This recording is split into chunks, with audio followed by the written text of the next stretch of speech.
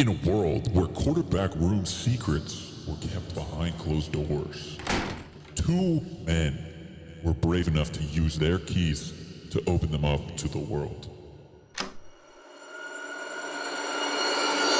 Don't get exposed to grandma without drinking now. I freaking hate D-slant. I hate it. It's the worst concept in all of football. Learn to pickpocket and steal people's watches during that time span. Fired me the fuck up. Come on. It was a nice fall afternoon today, so I had a pumpkin vanilla one. It was really good. Pumpkin spice latte. See your toes if you're not wearing the J. So you barefoot right now? Nah, I'm wearing my golden gooses right now. Oh wow, you've switched up with the golden gooses. Dude, oh. that's the Kyle Allen style right there. Take your shirt off. So the shirt came off and the chains came on and the music played and they were telling me how to dance. He would take my pants from a 36 to a 34 to a 32. He knocked them down every game, just one size. And so I remember going out there for the third preseason game, and I am running out there. Welcome to episode 20. We made it to 20. I told Jordan I didn't even know if we were going to make it to 5. We're making it to 20, and we're going to make it to 100 coming up next. If you're new here, welcome to The Room. This is episode 20 of The Room. Go back and watch some old episodes. We have 19 great episodes. This is going to be our best of episodes going into the holidays. Everyone's busy during the holidays. We wanted to make sure that we got an episode out for you guys right before Christmas, so we're not skipping a beat. Like I said, we've had 19 great episodes before this. When we started this concept, we wanted to bring the world into the quarterback room. Me and my co-host Jordan Palmer, who's not here for this episode, he's spending time with his family on Christmas. We wanted to bring you guys into what we think is the most important room in all of sports. And I think if you go back and look at these, you'll realize that these quarterbacks aren't only some of the top athletes in the world, they're some of the smartest, funniest, realest, down-to-earth people that you'll ever meet. And so, like I said, subscribe if you haven't yet. Go back and watch some of those episodes. We got season 1 finishing up right now. Probably another 4 to 5 weeks of bangers. Next week, January 3rd or January 4th, I think the episode's coming out. We got a banger right before the college football playoffs. Probably one of my favorite guests that we've had so far. I'm super excited about it. But right now, for episode 20, what we have is the Roomies. You've seen the Dundies on The Office. If you haven't, you probably shouldn't be watching this show. This is an office-friendly show. But you've seen the Dundies. This is the Roomies. We're going to take you back through our first 19 episodes, and we're going to pick our 5 or 6 top favorite moments. We've had some awesome ones. So here we go. So for our first award of the year, we're calling it the Bleep of the Year.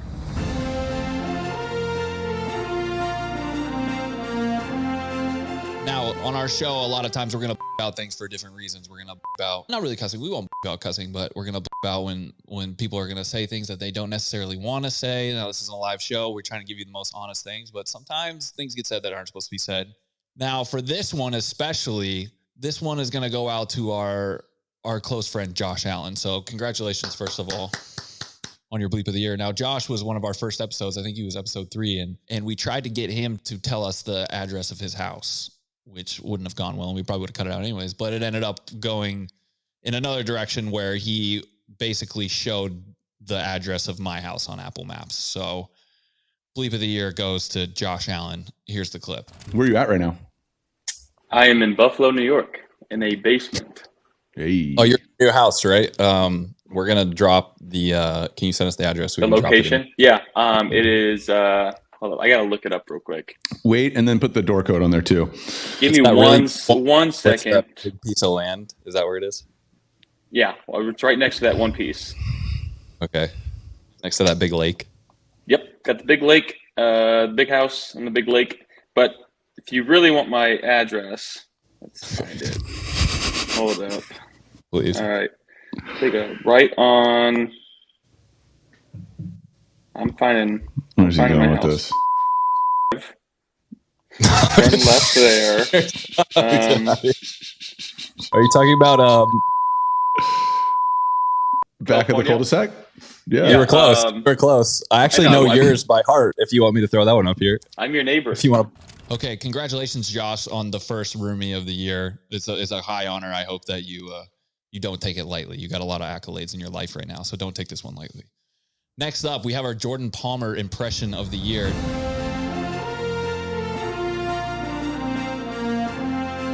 Now, I'm in the camp of let's keep this going. Like, let's try and get every guest to do a Jordan Palmer impression because he's very unique and he's totally himself. So If you ever see Jordan, he's going to use his hands a lot. He's going to be all up in your face. He might have a 3-minute clip of him talking and not letting anyone else talk. That's Jordan. But on this one, we had Sam Darnold on recently, and he gave one of the best Jordan Palmer impressions of all time.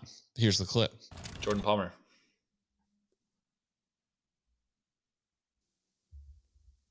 Chill. Am I not chill? It's a good thought.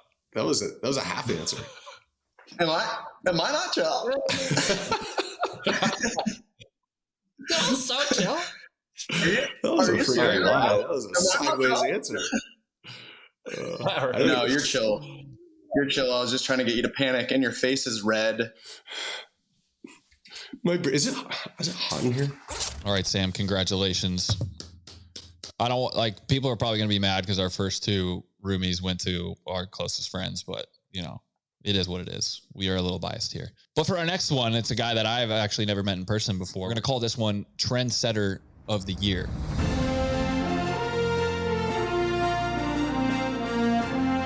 Now, there's a lot of trendsetters in the league right now. You got guys like Stephon Diggs, you know, Jalen Ramsey, OBJ, lots of different trendsetters in the league right now, but one stands above all, in my opinion, and that's our guy, Kirk Cousins. Kirk Cousins, a.k.a. Kirko Chains. Chains on the plane ride home. It's calmed down a little bit right now. I think his grills are on the way as we speak, but Kirko Chains, by far and away, the trendsetter of the year, in my opinion. When we talked to him about it, I think it was one of my favorite clips of the entire year. Let us know your thoughts right here. The amount of chains on your neck is just absurd right there. It's like got to be at least $200,000 worth of chains. Break this down for us. And you got the shirt off now on the plane. Yeah, so it started going back to our London trip, flying back from London, 8-hour flight. We won. Guys were going to enjoy that flight and make the most of an 8-hour flight. So the music blaring, and you know everybody was trying to turn it into a nightclub. And so I was one of the last people on the plane. And somebody, Christian Darrisaw, was the one that gave me his chain to put on just for fun, to kind of add to all the energy there up in the plane. And yeah, it went out on social media and it blew up. So then the next away game we won, it was like, you got to top that. And I barely had stepped foot on the plane and 3 guys threw me their chains to put on. And then this was our next away game. And they're saying, well, how do you top that? Did you get your own chain yet? I said, no, I haven't got my own yet. And so they're like, take your shirt off. So the shirt came off and the chains came on and the music played and they were telling me how to dance. And apparently this is what you want to do right here when you got the watch and the bracelets on. You go right here. And yeah. So I was learning. I was learning. And the thing is, if we keep winning these away games, I mean, this is only going to escalate. And I'm a little nervous about where it might go from here. Kirk Cousins, congratulations on your roomie. Now, what other people might not know, and I think a lot of people actually have seen this, though, is why we're calling it the Trendsetter of the Year is because another roomie, Taylor Heineke, after his big win on the road against the undefeated Eagles at the time, decided that he was going to be Heineke chains on the plane afterwards. And some people didn't like that. Some people weren't pumped up about that. And funny story, if you watch that video, it looks like just a bag of Busch Lights next to him, probably about 30 of them. And I was on that team last year, and when Brandon Sheriff was there, we would house Busch Lights on the way home from the game. But that video went viral, and we ended up getting a memo from the league that next Tuesday was sent to every team that said you're not allowed to drink on team planes anymore. So thanks, Taylor, for ruining it for everybody else. So that's like a negative roomie on your part. All right, for our next award, this is a really special award. I think this is an important trait of any quarterback or any football teammate in general. This award is called Prank of the Year.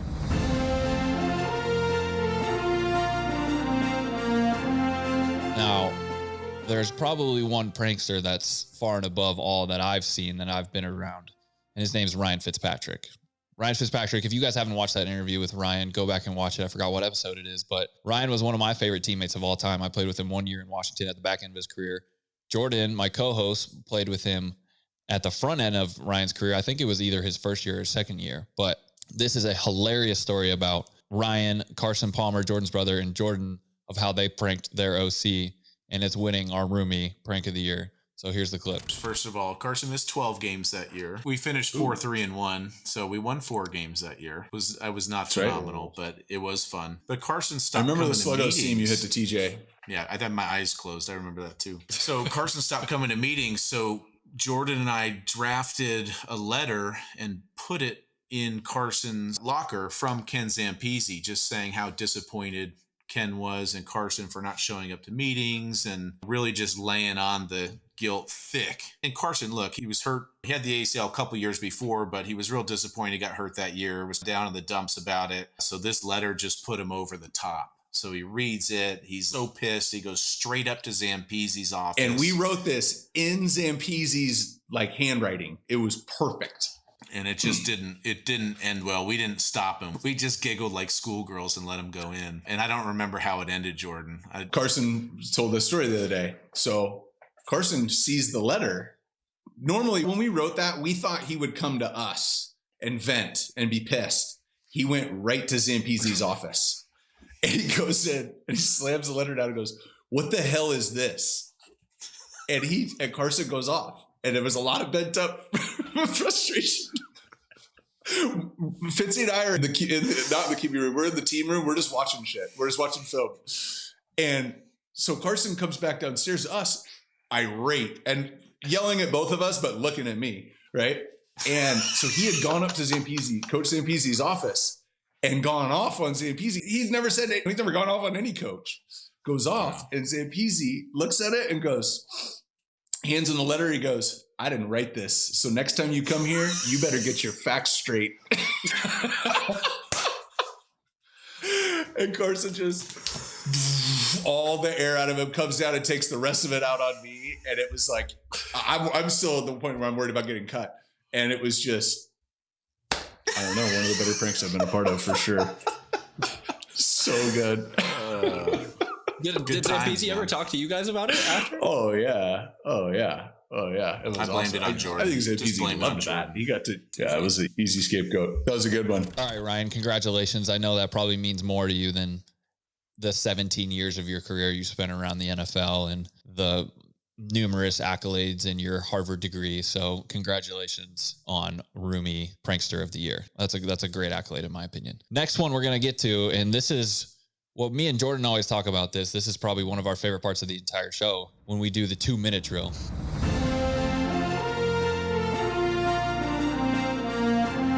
If you're familiar with our show, we do a 2-minute drill at the end of every episode. Basically, what we do is we give our guests the floor. We give them 2 minutes, just like the 2-minute drill at the end of the game. We let them tell us their story.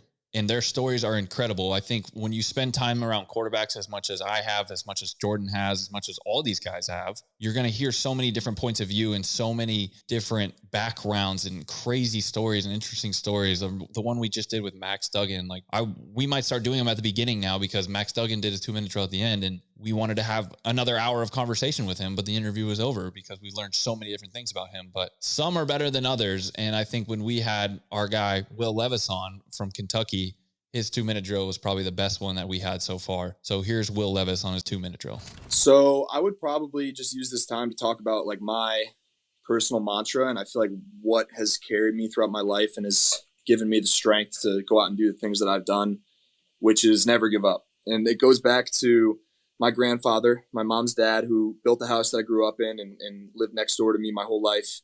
Every single conversation I ever had with him growing up, he would always end it with, and Will, remember, never give up, never give up, never give up, never give up. That's all. Ended every single conversation with it. And it was always after a long life lesson. And when I was younger, I wasn't paying too much attention to it. I was just trying to get over with the conversation and get on to the next thing I was doing. But when I was older, I got to realize how true those words are and how much I could learn from all the stories he had to tell me. So when I got mature enough to realize that, I bought into that idea of never giving up and being the best that I could possibly be in everything that I could do, being a multifaceted individual, being diverse, not just caring about football or what's easy to care about, caring about all the little things too. And it got me through that really tough time at Penn State. I think that it was a dichotomy for me because I felt like on one hand I was giving up and I was transferring, but on the other hand I was not giving up and I was focusing on my dream and doing what I thought was best for me and going in that path. And that's where I got my mind to shift on and realize that I wasn't going against my mantra. I was not giving up and continuing to bet on myself and keep this journey going for myself. And it's the tattoo I actually have on my right inside bicep is a verse that was close with me and my grandfather.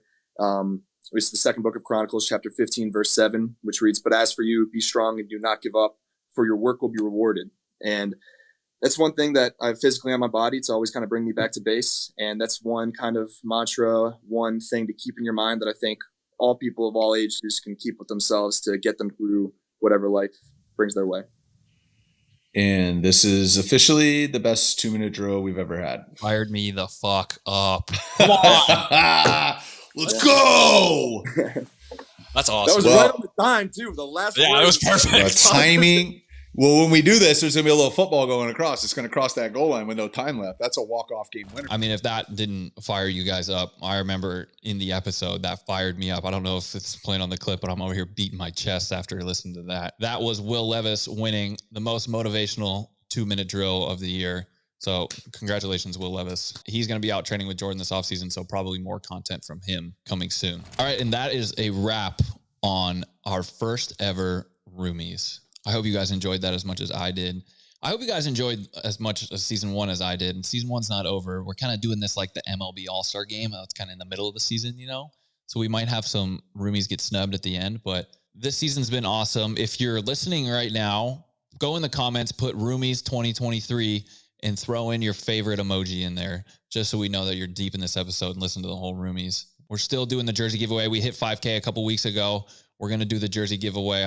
I'll post a video about it and sign it and send it to one of you guys. So appreciate the support so much. Let us know if there's any award that we missed. We tried to come up with the most interesting and awards we felt that people deserve the most, but I'm sure there's a ton of other awards we could give out. And I hope some of our guests aren't sad about not getting an award. I like to think that all guests that have been on are welcome to come back on whenever they want. So we don't want to hurt anyone's feelings here. But if you think someone else deserved an award, throw it in the comments. We'll get them an award too. If you're still here, don't forget to subscribe heading into the new year. It helps us out a ton. We appreciate all our subscribers. Like, honestly, going into this, I didn't know how many people would subscribe, how many people would be interested in this. What we've tried to do is just put our head down and get the best guests, the best content, the best conversations around the quarterback position and around football in general. And I think that the people who have listened to this and have seen this and have been with us growing have really enjoyed it. And as much as we have, we've loved this since the second we've started this. I've met a ton of new people on here that I haven't met before. I've had a bunch of great conversations about the quarterback position.